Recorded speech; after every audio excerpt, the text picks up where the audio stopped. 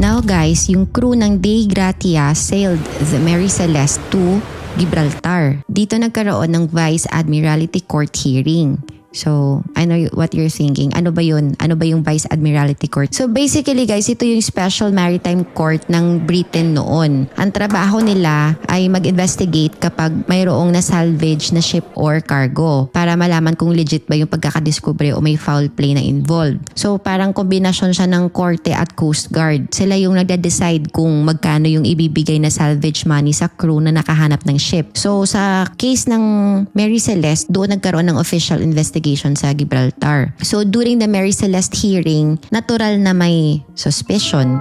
Baka daw may piracy or murder involved. So ito yung mga nakita ng inspectors. Una, some small cuts sa hull. Yung hull ay basically yung main body ng barko. Yung malaking parte na nakalubog sa tubig. Para siyang shell or katawan ng barko na buhat lahat like crew, cargo, and deck. Second is may reports of what they thought were blood stains, though later proven na inconclusive siya. Pero overall, walang solid evidence of murder or piracy. So in the end, the court awarded salvage money sa crew ng Dei Gratia pero mas maliit than usual kasi nga they suspected something shady but couldn't prove it